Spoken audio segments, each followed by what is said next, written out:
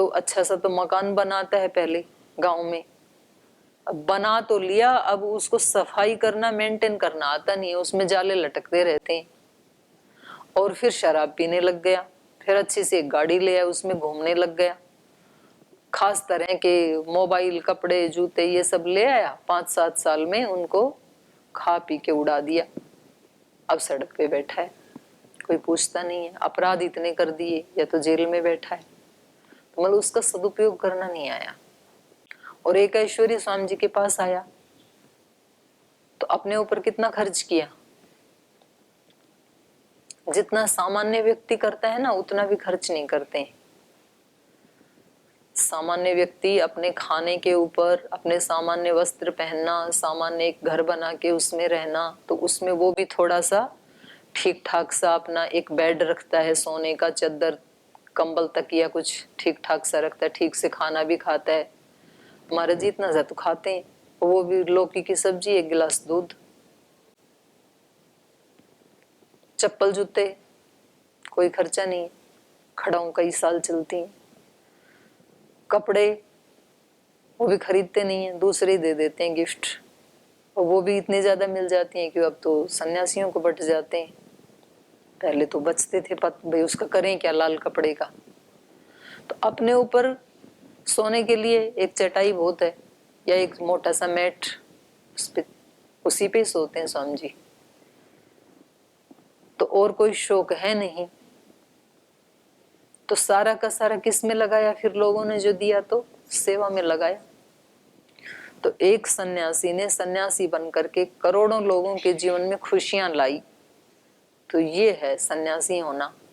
पे कितने लोगों के जीवन में हम सुख ला सकते हैं, खुशियां ला सकते हैं, कितने अंधेरे घरों में, अंधेरी झोपड़ियों में हम दिए जला सकते हैं कि वो भी खुशी से अपने जीवन को यापन कर सकें। उनको ऐसी एक दिशा दे दी, उनको आर्थिक दृष्टि से भी ऐसी दिशा दे दी। कितने किसानों से रॉ मटेरियल लेता है पतंजलि, किसी से आंवला लेता है, किसी से एलोवेरा लेता है, किसी से और दूसरी तीसरी जड़ी बूटियां लेता है। उनको कोई तो उगाते ही है ना, जितनी भी औषधियां यहाँ बनती हैं तो वो जमीन में तो उगाई जाती हैं, कोई आकाश से तो टपकती नहीं है। तो उन उगाने वालों के जीवन में भी उनको कोई खरीदने वाला ही नहीं था, ऐसे ही पड़ी थी। लौकी की कीमत बढ़ा दी, लौकी को बेचारी को कोई पूछता ही नहीं था। एलोवेरा की कीमत बढ़ा दी, खेत में वो उस पे दीवार पे जो खड़ा होता था ऐसे उखाड़ उखाड़ के फेंकते थे रास्ते में, ये फालतू की चीज खड़ी हो गई। कभी किसी को दर्द हो तो उसका एक आध बार लड्डू लुड्डू बना के खाते थे बस। कौन एलोवेरा जूस पीता था, कौन गौमूत्र का सदुपयोग करता था। गाय पालने वालों के भी अच्छे दिन आ गए स्वामी जी के आने से। तो कितने लोगों के जीवन में ये पुरुषार्थ करके, तपस्या करके, खोज करके कि इनका कहाँ कहाँ सदुपयोग हो सकता, दोनों को ही लाभ हो गया। जो रोगी थे, जिनको आवश्यकता थी, जिनको मिल नहीं रहा था, उनको वो उपलब्ध करवा दिया। शहर में रहने वालों को, गांव में रहने वालों को, जिनके पास फालतू में पड़ा था, कोई खरीद ही नहीं रहा था, उनसे ले लिया। तो यही तो सन्यासी का काम होता है, इधर से ले, उधर से जरूरतमंद को दे, और अपने पुरुषार्थ करता जाए, और अपने लिए कुछ भी नहीं चाहिए। तो किसी ऐसे व्यक्ति के पास जब शक्तियां आती हैं, चाहे वो धन की शक्ति है, चाहे वो ज्ञान की है, चाहे बल की है, तो वो उसका सदुपयोग करता है, वो मानवता की भलाई के लिए उसको लगाता है। और अपात्र के पास आया तो अपना भी नाश करेगा, शक्ति का भी नाश करेगा फिर। तो इसलिए ये श्री राम को देना चाहते हैं। तो देखो इसलिए बुला के लाए हैं। और जो आपने कहा ना कि लक्ष्मण को क्यों लाई बेचारे को, तो उसको भी तो शक्तियां मिल रही हैं। शीतल जी, भला अति भला, अगर अयोध्या में रहते तो मिलती थोड़े ना ये शक्तियां। तो उनको पात्र लगा, तो इसलिए उनको पता था राम आएंगे तो वो भी साथ आएंगे, तो दोनों को ही दे देंगे, तो दोनों को मिल गई ना शक्तियां। तो यज्ञ में कुछ तो श्रद्धा से जाते हैं, कुछ वैसे ही साथ चले जाते हैं, तो लड्डू तो मिल ही जाता है कम से कम, यज्ञ का लाभ मिले ना मिले। तो कुछ किसी का नाश्ता हो जाता है, किसी का रात का डिनर हो जाता है। बोल जी वहां जाके भीड़ में कौन जाएगा, तो हम अपना एक गिलास दूध ले लेते हैं, एक लड्डू हो जाता है, बहुत अच्छी बात है। तो कुछ तो मिलता ही है। घर से निकलेगा तो आदमी कुछ तो प्राप्त करेगा। आप निकल के यहाँ आ गए तो कुछ तो मिलेगा, पर ऐसी भावना नहीं बनानी चाहिए कि कुछ तो मिलेगा, सब कुछ मिले ऐसा होना चाहिए। जितना अधिकतम लाभ मिल सकता है ज्ञान का, गुरु का, विद्या का, शास्त्र का, तो कम से कम क्यों लें, थोड़े से थोड़ा क्यों लें, ज्यादा से ज्यादा लें ना, कितना मिल सकता है उतना लें हम। तो ये कह रहे हैं तपसा संभृते चैते बहुरूपे भविष्यत, आप में जाकर के ये बहुरूप वाली हो जाएंगी ये शक्तियां। ततो रामो जलम स्पृष्ट्वा प्रहृष्ट वदन शुचिः प्रतिजग्राहते विद्ये महर्षे भावितात्मनः। ततः तो इतनी उनकी प्रशंसा सुन के शक्तियों की, रामः जलम स्पृष्ट्वा, राम ने जल का स्पर्श करके माने आचमन आदि करके, हाथ पैर आदि धो करके, प्रहृष्ट वदनः, प्रसन्न वदन, शुचि पवित्र होकर के, खुश होकर के। तो जब व्यक्ति का शरीर मन बुद्धि सब प्रसन्न होते हैं, शांत होते हैं, तो आधी एनर्जी तो वैसे ही उसके अंदर ज्यादा आ जाती है। तो ते विद्ये प्रतिजग्राह, दो विद्या है ना, इसलिए यहाँ पर द्विवचन आया। सातेता तो ये ते है द्विवचन में, विद्या विद्ये विद्या, ते विद्ये वे दोनों विद्याएं प्रतिजग्राह ग्रहण की, कहां से, महर्षि भावितात्मनः, भावितात्मन महर्षि से। भावितात्मन है मतलब एक भावात्मन है, एक भावितात्मन है। आत्मा को, आत्मा के स्वरूप को अभिव्यक्त कर लिया है जिस आत्मा ने, ऐसे उसको कहेंगे भावितात्मनः।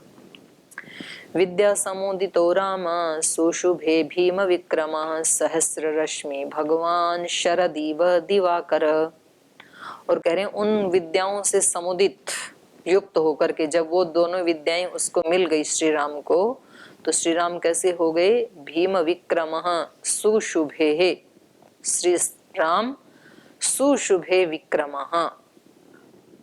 और वो ऐसे दिख रहा था, उनका विक्रम विशेष पराक्रम वाले हो गए, उनका पराक्रम ऐसे दिख रहा था, सहस्र रश्मि भगवान शरदीव, जैसे शरतकालीन जो सूर्य होता है, हजारों रश्मियों वाला दिवाकर जो सूर्य होता है, वैसे वो लग रहे थे।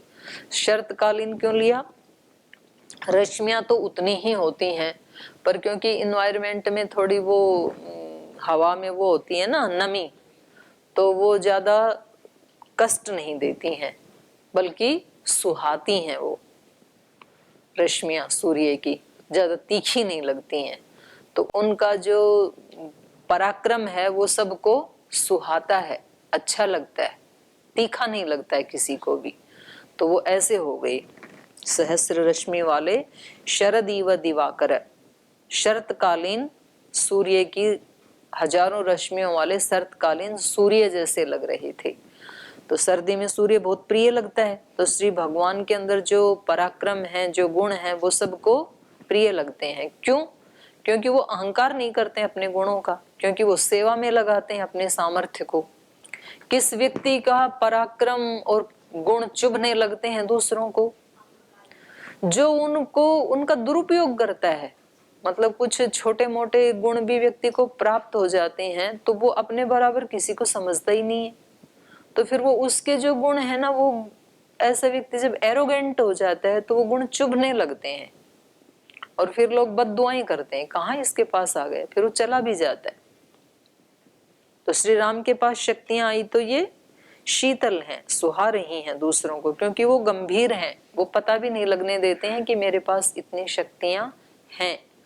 तो उनकी शक्तियां फिर सुहाती हैं। जैसे श्रद्धेय स्वामी जी महाराज के पास, महाराज जी कभी एहसास भी नहीं होने देते हैं किसी को, अपने परिवार में अपने बच्चों को, आप लोगों को तो खैर क्या उसका दिखाएंगे, बाहर भी जब कभी जाते हैं तो जो विद्या में, धन में, बल में, यश में बिल्कुल जो सामान्य हैं, उनके साथ भी स्वामी जी ऐसे उनके प्रति अपनी श्रद्धा विनम्रता व्यक्त करते हैं कि उनको कभी भी ऐसे चुभता नहीं है कि भाई हम किसी अपने से कई गुना ज्यादा शक्तिशाली व्यक्ति के साथ हैं। तो वो विद्यार्थियों के साथ मिलते हैं तो बिल्कुल विद्यार्थी जैसे, बच्चों से मिलते हैं तो बच्चों जैसे, संतों से मिलते हैं तो संतों जैसे, सेवा करने वालों से मिलते हैं तो सेवक जैसे, बहनों से मिलते हैं तो बहनों जैसे, भाइयों से मिलते हैं तो भाइयों जैसे, ऐसे रहते हैं। तो इसलिए किसी को भी वो चुभता नहीं है फिर वो शक्तियां, बल्कि वो सुखदायी लगती हैं। जैसे शरतकालीन सूर्य सबको सुखदायी लगता है कि वो मिले उतना ही अच्छा, तो ऐसे महापुरुषों का सानिध्य फिर वो अच्छा लगने लगता है कि वो जितनी देर हमारे साथ उनका सानिध्य हमें मिले उतना ही अच्छा। गुरु कार्याणि सर्वाणि नियुज्य कुशिकात्मजे उषुस्ताम रजनीम तत्र सरव्याम स सुखम त्रयः। तो कह रहे हैं फिर उन्होंने सर्वाणि गुरु कार्याणि नियुज्य कुशिकात्मजे, जो कौशिक हैं विश्वामित्र कुशिक के पुत्र, उनके लिए सब गुरु कार्यों को संपन्न करके, माने गुरु के प्रति जो शिष्यों को करना चाहिए उनकी सेवा शुश्रूषा, वो सब दोनों भाइयों ने की, विश्वामित्र की। उनके वस्त्र प्रक्षालन, उनके हाथ पैर दबाने की सेवा, उनको भोजन आदि खिलाने की सेवा, तो एक सामान्य रूप से जो शिष्य के कर्तव्य होते हैं अपने गुरु के प्रति, उन सारे कार्यों को नियुज्य संपन्न करके उषुहु ताम रजनीम, उस रात्रि को, तत्र सरव्याम, उस सरयू नदी के किनारे ही, स सुखम त्रयः उषु, बसे, वसने वासे है ना, वसने वासे से ऊषु हो गया तो संप्रसारण होकर के, उस रात्रि को तीनों बड़े आनंद पूर्वक सरयू के किनारे ही उन्होंने विश्राम किया। अगर ये नखरे नहीं दिखाए कि जी हम तो राजमहलों से आए हैं, यहाँ कैसे नदी के तट पे सोएंगे, तो कोई उसकी व्यवस्था करो पहले, बेड आदि की, गद्दे की, चद्दर की, सो गए अपने गुरु के साथ। और अपने गुरु के गुरु कार्यों को नियुज्य संपन्न करके सोए। ये तो बड़ी बात होती है ना कि भाई ये तो राजकुमार हैं, राजघराने से आए हैं, इतने बड़े चक्रवर्ती सम्राट के पुत्र हैं, तो कहे हमने तो कभी सीखा ही नहीं कि गुरुओं की, वो तो परंपरा से ही सीखा, क्योंकि महर्षि वशिष्ठ जैसे ऋषि जिनके कुल गुरु हैं तो उनको तो लोरियों में सिखा दिए जाते हैं ये आचरण व्यवहार। व्यक्ति बड़ा कब बनता है, अपने आप को छोटा बना के व्यक्ति बड़ा बनता है, और अपने आप को बड़ा बना के व्यक्ति छोटा बनता है। जो अपना बड़प्पन दिखाता है ना, वो व्यक्ति अपने आप को छोटा बना लेता है, और जो व्यक्ति अपने आप को छोटा दिखाता है, किसी में तो कुछ हो ही नहीं, वो अपने आप को बड़ा बना लेता है। ऐसी रीत है लोक की, व्यवहार की, आचरण की। तो ये इनको मिली हुई है, इसलिए सब कार्यों को करके और बड़े प्रसन्न हैं, जंगल में भी प्रसन्न हैं, विश्वामित्र जी के साथ आ गए, बिल्कुल प्रसन्न हैं, आराम से अपने वहीं जंगल में मंगल करके नदी के किनारे सो गए आराम से। आपको तो कभी लेके जाएं गंगा किनारे तो कई सारे तो वापस ही भाग आएंगे, जी हम तो पतंजलि में रहते हैं, ऐसे कंबल ओढ़ के सोते हैं, हम तो 2-2 कंबल चाहिए, 3-3 चाहिए, तो कुछ को तो नींद ही नहीं आएगी फिर। तो पतंजलि में रहें, आपको मिला है तो बहुत अच्छी बात है, अच्छे से रहो, पर कभी ऐसे भी रहना पड़ जाए तो वैसे भी रहो। हमारे प्रवास पे जो भाई जाते हैं ना, तो कई तो वापस इसीलिए भाग आते हैं कि जी अब की बार प्रवास पे नहीं जाऊंगा, वहां रहने को ऐसा घर मिलता है, खाने को ऐसा खाना मिलता है, वहां ओढ़ने बिछाने को ऐसे कपड़े मिलते हैं, तो वो भी तो रहते हैं जिनके घर में आप गए हो, वो भी तो इंसान ही है। जब वो रोजाना उस खाने को खाते हैं और रोज उन्हीं कपड़ों में सोते हैं वो, तो आपको 1-2 दिन में भी इतनी दिक्कत क्यों हुई? तो ये तब याद आना चाहिए, और अच्छे से अच्छा भी मिलता है। अभी तो संगठन इतना आगे चला गया कि अभी तो ज्यादातर 99% जब कोई यहाँ से जाता है तो वो बेचारे अच्छे से ही व्यवस्था करते हैं, क्योंकि संगठन का इतना विस्तार हो गया। और शुरू में जब संगठन को कोई जानता भी नहीं था, तो वो हमारे से पूछो कई सारे किस्से हैं, तो मैं कभी सुना दूंगी कहाँ कहाँ कैसा कैसा रहा। तो मेरे साथ गई थी एक बहन, बोल जी मैं भी चलूंगी सेवा में आपके साथ। अब फिर जाके वहां पे जो मिला ना, तो फिर अगली बार छुट्टी हुई तो मैंने कहा साधना जी फिर चलोगी? ये वाली साधना जी नहीं, वो दूसरी वाली साधना जी। बोली नहीं जीजी कभी नहीं जाऊंगी आपके साथ। और यहीं गए थे बुलंदशहरी हैं। हाँ, तो यहाँ से हम निकल गए 5 बजे ही, और वहां पर पहुंचे होंगे 4-5 घंटे लग गए हमें। 9-10 बजे जाते सीधे सभा में, ऐसा ही नियम होता है। अब सभा खत्म हुई 3 बजे। 3 बजे के बाद जाना था तहसील में। तो एक माता जी के घर में हमें लेके गए, वो बोल जी कुछ भोजन आदि की व्यवस्था माता जी के वहां रखी है। मैंने कहा ठीक है। 3 तो वैसे बज गए बोल बोल के, मीटिंग में भी बोलना पड़ा 3-4 घंटे। फिर वहां गए तो वो माता जी साधना जी से पूछने लगी, बोली बेटा क्या खाते हो तुम, खाने के लिए क्या बनाऊं? अरे बोले माता अभी बनाया भी नहीं, हम तो भूखे मर रहे हैं, सुबह 5 बजे से निकले, 4 बजे से उठे हुए हैं। तो बोले आप ये बताओ आपके पास है क्या क्या? वो मेरे पास आके साधना जी बोल दीदी इन्होंने तो कुछ भी नहीं बना रखा है। मैंने कहा ऐसा है, अब इनको ज्यादा कुछ सुनाओ मत, ये बेचारे इस चक्कर में रहे कि भाई जो खाएंगे वो बना देंगे, तो आप ये देखो इनके रसोई में है क्या क्या। तो बोल जी एक लौकी रखी है, शायद कह के ही लाए होंगे। तो मैंने कहा ऐसा करो आप दाल चावल लौकी सबको कुकर में डाल के उबाल लो, खिचड़ी बन जाएगी, फटाफट खा लेंगे। तो बोले माता जी मेरे को दो मैं बनाती हूँ। उसने बनाई खैर खिचड़ी, खिचड़ी तो खा ली हमने, भूखे वैसे थे, बड़ी अमृत जैसी लगी, देव दुर्लभ भोजन। वैसे भी हमें तो अच्छा लगता है खिचड़ी दलिया, वर्षों खा सकती हूँ मैं तो, कोई दिक्कत, एक बार भी याद नहीं आएगी मुझे किसी दूसरे भोजन की। और हमने खा भी रखा है। हमारे गुरुजी ने व्याकरण पढ़ाते समय लगातार 1 वर्ष खिचड़ी खिलाई, रोज खिचड़ी, और वो भी एक टाइम, केवल दोपहर दोपहर में, सुबह शाम थोड़ा दूध मिलता था गाय का 1 गिलास। ऐसे पढ़ा व्याकरण हमने, ऐसे नहीं पढ़ा आपकी तरह। और कोई हमारे पास वॉशरूम नहीं था, टॉयलेट नहीं थी, जंगल में जाते थे सुबह 3 बजे उठ के। तो गुरुजी से पूछ लो, गुरुजी तो हैं तुम्हारे पास। और अंधेरा होता था, वहां जंगल में था गुरुकुल शांति धाम।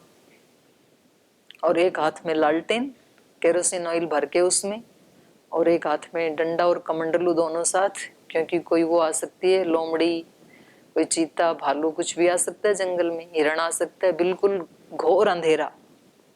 उसमें 2-3 किलोमीटर जाते थे। और उसके जो पेड़ों के सूखे पत्ते उन पे पैर टिके तो ऐसे लगे कि कुछ भूत प्रेत आ गया, खड़ खड़ बोले वो। और उठते ही अयुण रेली के होंगे, टॉयलेट जाना टॉयलेट आना, इतने में सारी अष्टाध्यायी का पारायण करना। और फिर आके गुरुजी पढ़ाते थे। गुरुजी बोले धातु पाठ और अष्टाध्यायी दोनों का एक बार पारायण कर लोगे तब आपको प्रथमावृत्ति काशी का पढ़ाना शुरू करूंगा। तब क्लास शुरू होती थी। फिर क्लास एक बार 7:30-8 बजे शुरू हुई तो 1 बजे छोड़ते थे। फिर यज्ञ करते थे 7 बजे 7:30 तक, फिर 5 मिनट में 1 गिलास दूध पिया, और फिर क्लास शुरू हुई 7:30-8 बजे, फिर 1 बजे छोड़ते थे। और क्लास के बीच में एक बहन जी उठ के, बीच में दीक्षा बहन जी थी, वो कुकर पे सिम करके वो रखाती थी, दाल चावल छोला राजमा गाजर लौकी जो भी उपलब्ध है सब उसी में डाल दिया। और फिर 1 बजे जाके उसको खोल के खा लेते थे खिचड़ी, बस उतना ही खाना था हमारा। और उस समय खिचड़ी भी खानी है 1 घंटे के अवकाश में, क्योंकि 2 बजे फिर आगे क्लास शुरू होके फिर शाम को 7 बजे तक चलेगी, जब तक अंधेरा ना हो जाए। वो जंगल था, लाइट थी नहीं वहां पे उस समय, अब तो आ गई हैं। तब लालटेन थी, तो लालटेन की उसमें तो नहीं पढ़ाते थे, गुरुजी की कृपा है, नहीं तो लालटेन भी जला के पढ़ाएं तो क्या करें। उसी समय अपने एक जोड़ी वस्त्र होते थे उनको पानी में से ऐसे खंगाल के डाल दिया बस दोपहर में। सुबह टाइम नहीं मिले तो सुबह निकाल देते। कभी बाल काट दिए थे इनका जैसा, प्रशांत देव जी जैसा, सब मुंडन ना तेल लगाना, ना कंघी करना, ना शीशा देखना, सारा झंझट खत्म। बाल होंगे तो कई काम करने पड़ेंगे। ऐसी विद्या पढ़ी वो एक ही खिचड़ी खाते खाते। होली हो, दिवाली हो, कोई त्योहार हो, तो कोई चेंज नहीं होता था, लेकिन आनंद बहुत आता था उसमें। तो वो खिचड़ी खा के फिर अगली तहसील में जाना था। तो अगली तहसील में गए तो बताया उन्होंने, बोल जी शिविर तो सुबह है और अभी आपका जो रात को विश्राम की जगह वो दिखा देता हूँ।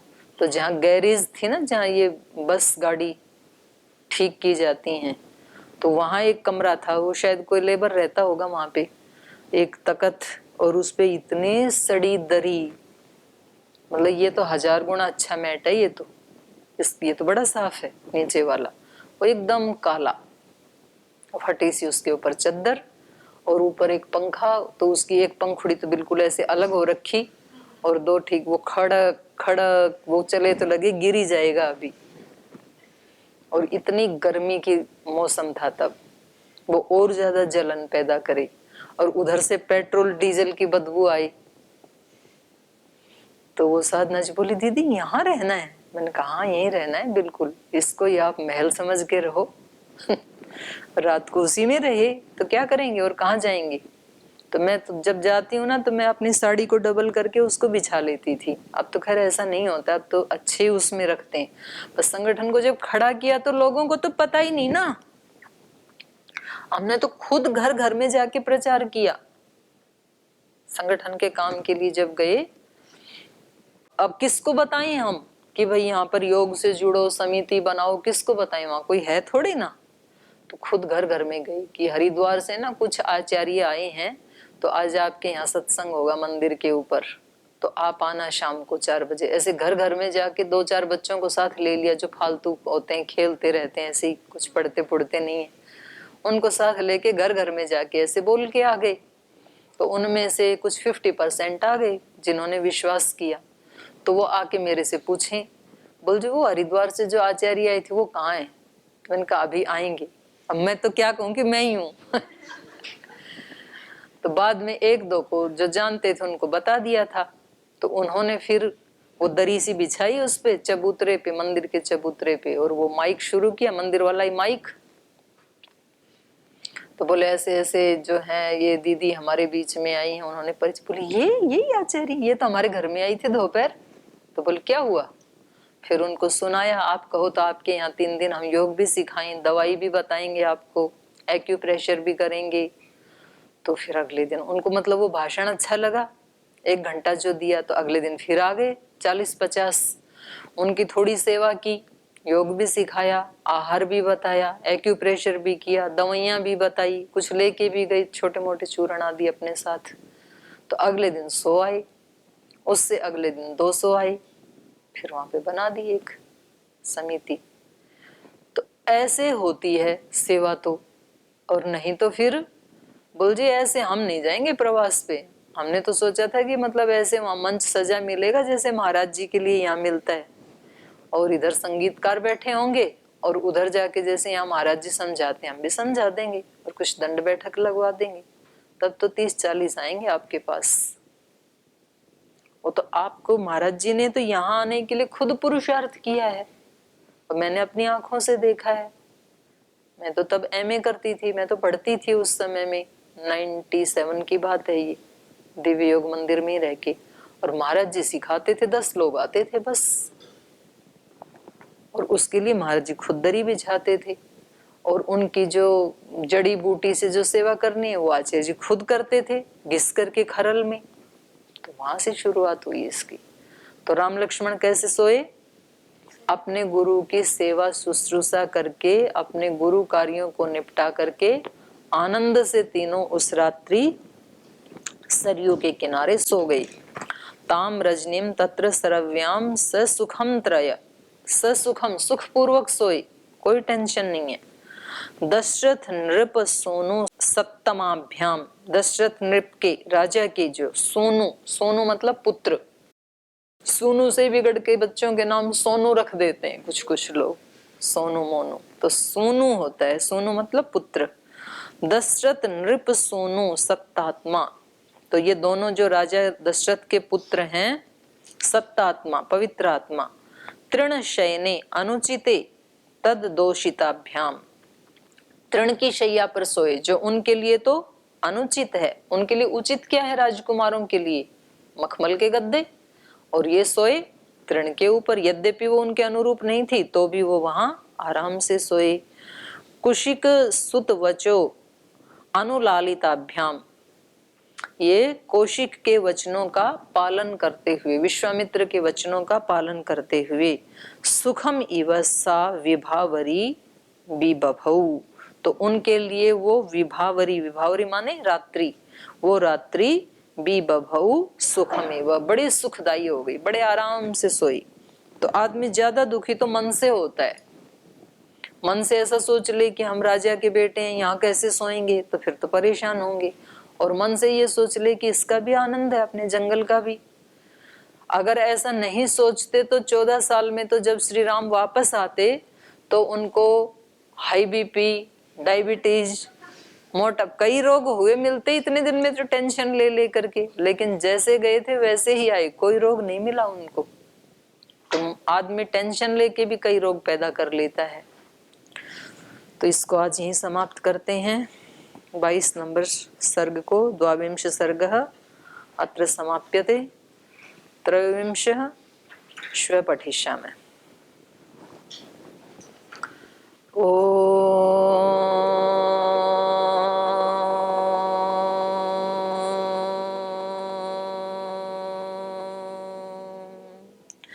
शांति शांति शांति। श्री गुरुभ्यो नमः।